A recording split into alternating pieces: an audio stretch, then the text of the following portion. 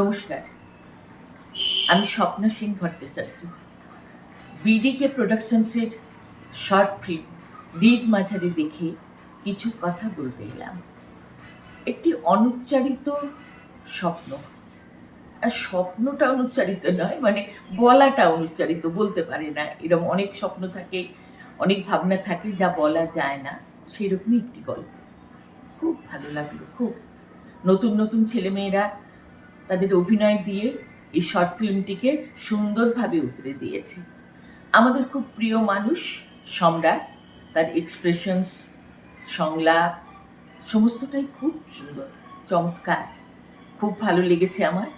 এরকম ছোট ছোট প্রোডাকশন আসুক, ছোট ছোট প্রযোজনা আরও আসুক, আমরা দেখব, এই আশা রাখি।